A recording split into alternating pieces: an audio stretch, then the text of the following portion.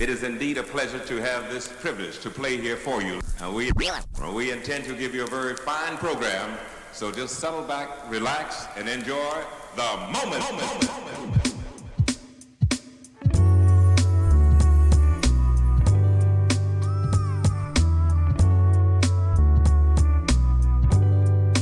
Good morning. How y'all doing? Shout out everyone watching on Facebook, people watching on Twitch, of course, as you come in. Welcome, good morning. And also those who might be checking out the live stream on YouTube. Yeah, it's a TGIF for real. It's a TGI, it's a TGI Fernando Friday. I think I'm going to be known for like corny nicknames and corny like taglines or headlines or whatever. I don't know, but I think corny is good. What up, Whiskey Neat? Good morning. Good morning. Yeah, definitely with the nicknames. That's definitely going to be a signature of the show. Yeah, it's a beautiful Friday. I'm happy to be here. I'm happy to be capping this week off. I ain't gonna lie, y'all, I'm tired. But I'm tired in a good way. I'm really looking forward to today's episode with Fernando. Hey y'all, good morning. I'm super excited to talk with Fernando, to introduce some people to Fernando, to reintroduce him to others. To talk about the things. The one thing I'm going to resist the urge to do is I'm going to resist the urge to to bring Fernando into my pettiness. I'm saying that because Fernando and I think we've shared confidences about just the local landscape in regards to local journalism, diversity here, and it's just so much he and I agree with and see things, and I look forward to working with Fernando in the foreseeable future in any capacity. We have nothing to announce, but not that I know of, but I really do. I think we've always tried to start doing something together in terms of like, we're the voices. We want to be the voices that people can really count on and trust here in Charleston or in the Low Country. And so anyway, I can't wait to talk about that there. Let me do my due diligence and hop over to Facebook. Been trying to do a better job at promoting the show, and not just that, engaging y'all on Facebook, because yesterday Facebook was popping. Facebook chat was popping. So good morning, Facebook. I'm gonna say good morning. Y'all was on it. Tisha, you was on it. Rajon was on it. Reed Capers was on it. It was good to see that. Brandy, shout out. Yo, Chad. I don't know you, Chad, but thank you. Let me look at the camera. Thank you, Chad. I appreciate you. For real, the support is something that I don't take for granted. I want to continue to build and invest in this platform. As we get out of COVID, things will become, hey, Tisha, Grand Rising. As we continue to invest in this platform, I'm looking forward to just the things and ideas that Jared and I have been trying to think of and dream up. And as we get out of this physical space and do more IRL in real life. Yeah. Good morning, y'all. So I'm looking forward to it. So yeah, I got my Facebook up. Boom, bip. There is some news. I'm gonna just give you all a trigger warning. Some news that I actually was going to cover, and I mentioned this during the live stream. I don't expect people to catch it and retain it, but I'm as the Columbia Soldier news broke, and as the Elizabeth City news broke before that, around like April 23rd. And you remember, y'all, if you were watching me on Twitch, good morning, Jessica. Thanks for following on Facebook. If you were watching me on Twitch, when we broke down WCNC, the Charlotte, what was that, ABC News affiliate, how I told you, like, oh yeah, it was the morning, it's sad, the morning of the shooting that took place in Rock Hill. So of course, Rock Hill, South Carolina shares a media market with Charlotte. And so I started engaging with the WCNC news coverage. And remember, we walked it through. I told you, like, they did a really good job fact checking in real time, being very, very cautious with how they divulged the news of, what they did to divulge the news about that incident, about that unfortunate massacre that took place from the former NFL player. So WCNC, I started to just start looking at their content more, and I came across this really disturbing video of a police arrest of a black woman. And the reason why I kind of didn't want to deal with it, because it's just another image of police violence against the black body. And I didn't really, it wasn't in Charleston, so it wasn't like my immediate concern, even though we do cover things throughout the state.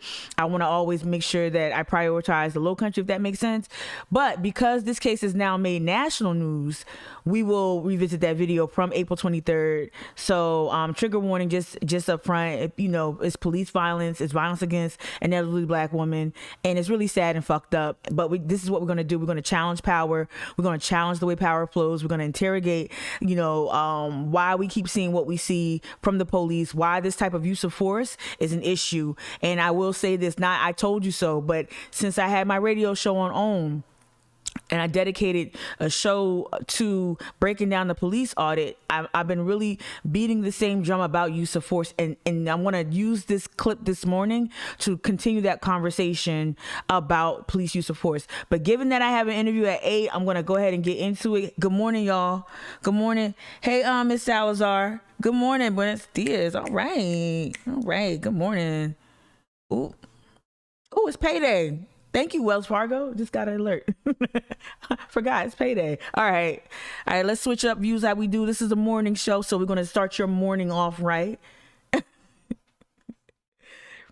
Boom. Hey, Kia. Good morning.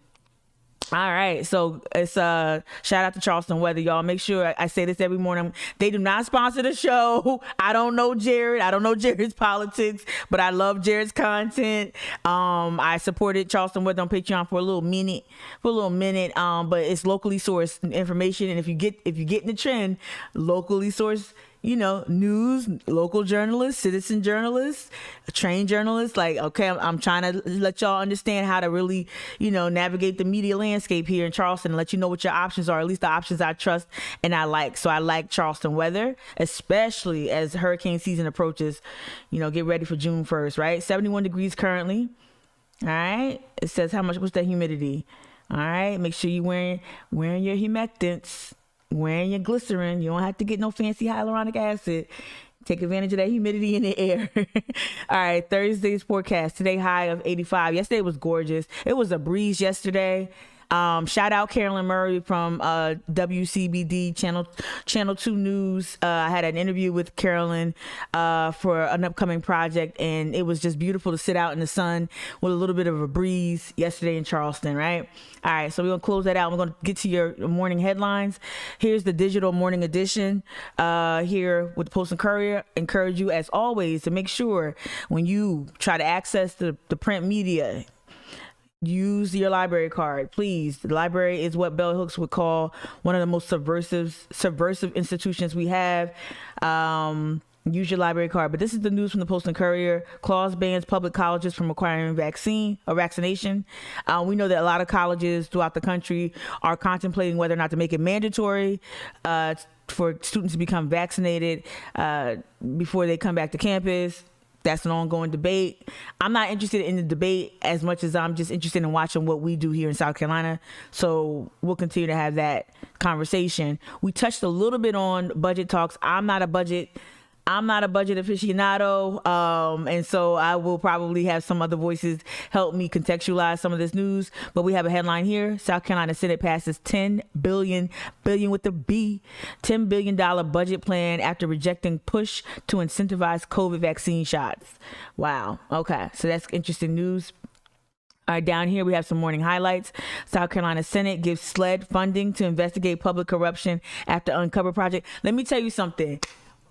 For all my criticism of Mitch over there at Post and Courier, and that criticism ain't going nowhere. All my criticism of PJ, all my criticism of how they do fuck shit and how they erase black contributions, how they underreport things dealing with race and equality, how they only have they have majority white reporters reporting on issues within communities of color, and they don't have the representation that they need in that newsroom. That newsroom is problematic in its whiteness. But let me tell you something. Avery Wilkes, Tony Bartholomew, Joseph Craney, they doing some good work with Uncovered. So much so you got Sled now. I don't know if y'all can see that real quick. Let me pop this up a little bit. You got Sled. Now the Senate is giving Sled funding to investigate public Corruption. This is proof of journalism, good solid journalism, pushing for things to change. Now I don't know what this is going to lead to. I don't know how I feel about Sled getting extra funding, because we already know Sled is renowned for its covering up and covering up of the details dealing with like things like extrajudicial killings of black people rather. Sled is just covering up a lot of things, right? So don't know how I feel about them getting extra funding, but if Uncovered has made some table shake, I'm all for it. And that's what you want to see. I'm a big fan of news. I love reading about investigative journalism in other cities. Like, y'all know about like the Boston Globe, right? Their spotlight division. We need that here. We need that investigative journalism here. We need people of color on that team too. They need to do that. They need to go out there and find qualified journalists of color, because Post and Courier's extremely long racist history is still bearing that racist fruit of not hiring talented black people and not covering news that impacts all marginalized communities with enough respect. But anyway, I'm going back and forth. Y'all know how I feel about Post and Courier. That's why I want you to use your library card to read the Uncovered series, to read the reporting from the Uncovered series. Please use your library card if you can, hit in that news bank. One day I'll probably do another show where I'll walk you through that. South Carolina lawmakers might extend building permits for years despite rapidly changing coast. Summer bill to see return of curbside metal, plastic, and glass recycling in June. Okay, just the headlines there. I'm going to exit out of this and hit up the actual front page. Oh God, I got it. It's so huge. Now let me reduce the size. I can actually see. All right, here we go. Let's get to the e-paper. So let's just see the front page. I have not looked at the front page. It's like opening a Wonka bar. Let's see if we got a golden ticket today. Let's see what the front page looks like. So this is going to be the front page. And let me see. Let me open this up. All right. Let's see what the front page got us saying today. Okay. So, oh wow. So front page news here. And I'm hopping into the chat. I'm sorry, Twitch. I ignored y'all for a minute. Good morning, Kia. Same facade. Okay, Kia, you saying retroactive pay? Okay. Good morning. Is it Jonic James? Good morning. Good morning, D. Spotlight Division Charleston. Yeah, absolutely. All right. So this is the front page of the Post and Courier. They never disappoint. So we know last night was the NFL draft. I woke up bright and early this morning to listen to all the crazy New York sports radio talk about what the Giants didn't do, what the Jets did do, all that other stuff. All right. So I'm sure this is, yeah. So Trevor got, of course, this was like not a secret. He was going to go number one. Urban Meyer is now the coach of the Jaguars. So we know Urban Meyer he ain't going to come to the NFL without being set up for success. So there you go. So this is the front page of the Post and Courier today, y'all. This is the front page. Remember how much coverage yesterday's political news got? And look at this bullshit. Yeah. I'm bullshit in terms of like, this is a lot of real estate, y'all, for the front page for something that wasn't even like, okay. All right. So, forensic auditor, a priority in budget, funds for SLED. This is part of the morning highlights. Funds for SLED to fight corruption. Okay. I don't know how much, why would you pay SLED to fight corruption? Just pay another, whatever. All right. Senate says no to vaccine incentives. We already read that. And in return to South Carolina, looky. In return to South Carolina, Pence touts Trump's achievements. It's gonna be interesting to watch how our local political either candidates or whomever engages with Pence. We see the debauchery, the utter chaos in the South Carolina GOP party. We see what's going on with Linwood and Lindsey Graham. It's utter chaos. This is the other thing too. I wanted to say this yesterday following the address that Biden made, following the 100-day address, following Tim Sponce's rebuttal. Remember, like I said this, I was like, there's no boogeyman, right? So the GOP is scrambling to demonize every aspect. What? Joe Biden wants to tax the wealthy? The price of butter is going to go up. Like, they're just making up stuff, right? So he doesn't want you to eat red meat. You can only eat 4 pounds of meat. Like, get at it. Like, making up stuff, right? Just completely making up things. I want you to understand that the GOP is in disarray nationally and locally. Now, while I give them points for message discipline, for staying focused, they're in disarray. Don't fall for the framing of like the squad is at odds with Nancy Pelosi and this and that. Some of that is bullshit. The Manchin stuff is real. The Kristen Sinema stuff is real, but don't fall for this like that the Democrats are in disrepair and disarray, and the GOP is they're still with Trump and they're yada. They got a lot of mess going on too, and I think you're gonna see that when Trump comes. You're gonna see people trying to vie for his attention. This also complicates Tim Scott's ambitions, right? So we know part of him, one of the reasons why he was able to make the rebuttal was that the party was like, you know what? And you heard Mitch McConnell say this yesterday, if not yesterday. Not yesterday, the morning before the 100-day address, Mitch McConnell kept telling reporters that Tim Scott is the future of the party, right? So we see Mitch McConnell trying to get control of the party away from Trump. And we also see that with Liz Cheney as well, right? In Congress. So Kevin McCarthy, not so much. Mitch McConnell, though. So, so Mitch McConnell and others are trying to get the party away from Trump and trying to get back to whatever. And so they're trying to push Tim Scott forward as a front runner for president, right? But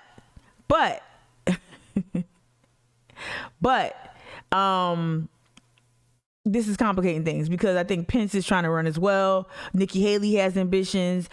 DeSantis down in Florida has ambitions, all of that, right? Let me look at the chat on Twitch. Linwood is a total wackadoo. Yeah, he is.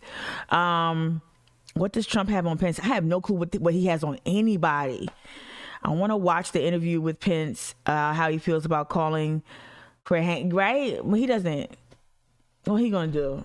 He's gonna downplay it, right? The way this man, the way this Christian man is so complicit in so much utter nonsense, it's infuriating. All right, so that's your front page. We'll watch that. I wanted to, like I said, I got 10 minutes, so I'm not going to be late for Fernando. So what I probably end up doing is like do like a tight 30 with Fernando and then go back to some headlines. But I wanted to cue something up. If you get a chance, follow Caitlin Bird on Twitter. She works for the state. She used to work for Post and Courier. Just so you know, she broke the Joe Cunningham news. I know there's another broski from the Post and Courier saying that he broke the Joe Cunningham news, but Caitlyn Jenner, oh my gosh, sorry, no disrespect, Caitlyn, no disrespect, because Caitlin Bird broke the story, the Joe Cunningham story. All right, so just make sure you follow this reporter on Instagram. But let me play this really quickly, and again, trigger warning. Let me see if I can rewind this. Yeah, that's it right there. That's actually, let me pause it. All right, we're gonna make it larger, unmute. All right, y'all, again, trigger warning. Let me just hop into these headlines and then we're going to move out the way and prep for Fernando coming through at 8. All right. Yes, this morning on this Friday. Happy Friday to you. It's been a long week. April 30th, 2021. I'm Gail King. That's Anthony Mason. That's Tony DeCoble. Let's go. Breaking overnight. Dozens are killed in Israel in a stampede at a religious festival. What we're learning about how that happened. Charges are filed in the death of a college student in an alleged hazing ritual. Our heartbreaking conversation with his parents about what he told them just before he died. Shocking video of a grandmother pulled by the hair during a traffic stop in North Carolina. It's now part of a federal lawsuit, and why she tells us she feared for her life. And arrests are made in the shooting of Lady Gaga's dog walker. Okay, that's a sad story, but I'm not really interested. So we got 10 minutes real quick. Let's go over to the clip that I had queued up. Here it is. So again, I stumbled across this a while ago. Didn't know how I felt about sharing it because it's just such a viciously violent video. We should not get accustomed. We should never ever we should never ever get comfortable with this the images of police moving like this, policing like this. Never get comfortable. This should never be normalized. If you're one of those people that reflexively think, well, that person shouldn't have resisted, or that person should have, just complied. If you're one of those people that have said that or felt that way, I would invite you. Let me say that. I would invite you to kind of view this another way. Like, what are police supposed to do? What are police supposed to be in our communities, in our society, right? Now, I don't believe police reformation is possible. I don't think you can reform this because what class? We know that this is inherently white supremacist. We know that the policing itself was perfected during enslavement, and it was perfected right here in the Carolina colonies. I'm going to be a broken record about that because I need you to understand the origins of policing, and so how the origins and how it was born out of watching and monitoring and surveilling black bodies because black bodies were property.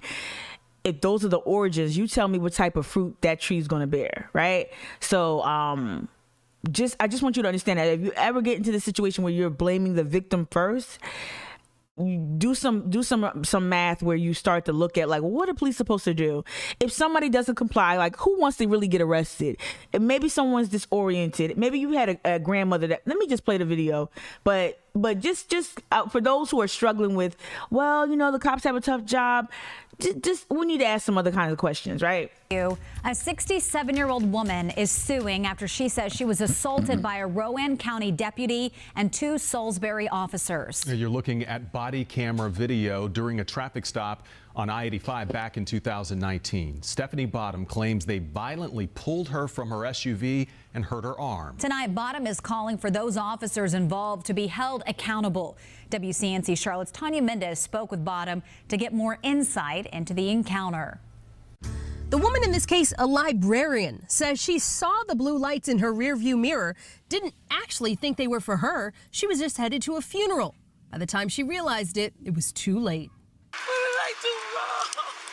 It's the question 68-year-old Stephanie Bottom still asks 2 years after this arrest on the side of I-85 in Salisbury. Can I call my family, please? No, ma'am. There's another video they had that I couldn't find quickly.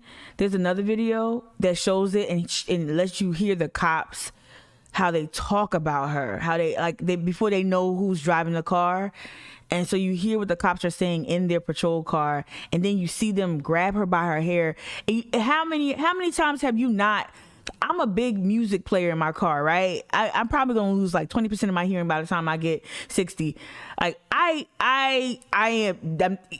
How many times have you seen like an ambulance or police, fire a little too late? Like you were so like you're just jamming, or maybe you were distracted, right? Whatever. Maybe you're on the phone having a heated conversation, with Bluetooth, and maybe you didn't know someone was trying to get your attention, right?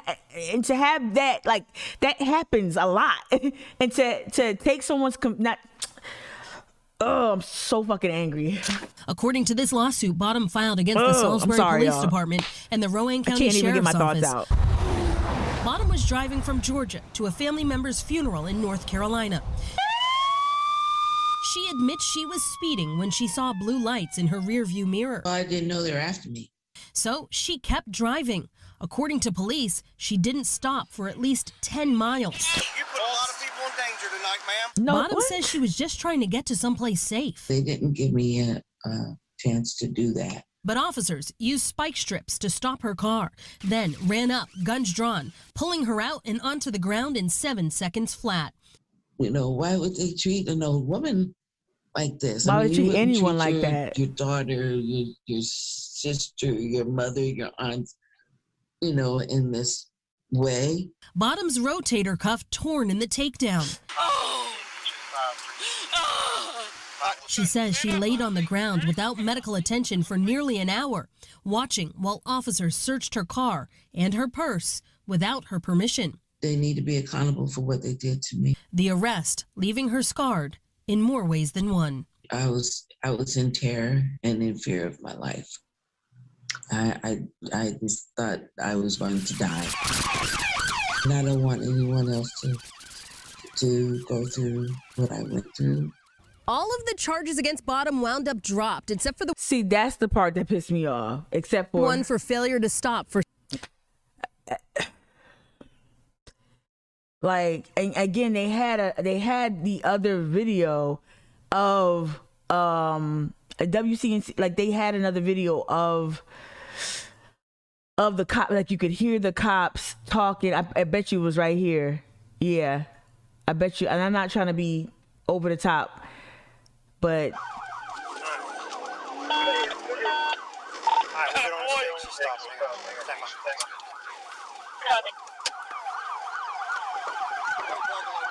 When do y'all get in front of her? See when you stop her like that. listen. Around about 5 miles.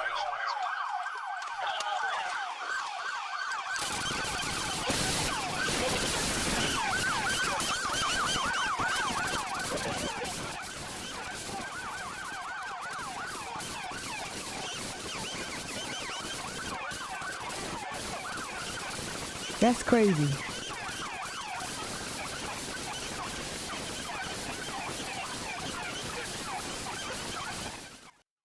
They're turning down the volume. Yo, that's crazy. Like, that kind of reaction. Once you 7 seconds. Remember now, 7 seconds. I'm gonna mute it.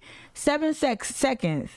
So when you come up on the car, let's say she's just a disoriented old lady. You come up upon this car, and you see who it is. I'm not saying that older people can't pose a threat or anything, but like, I would imagine it's some sort of like common sense de-escalation type of tactic. Should like y'all get all that training? You use those strips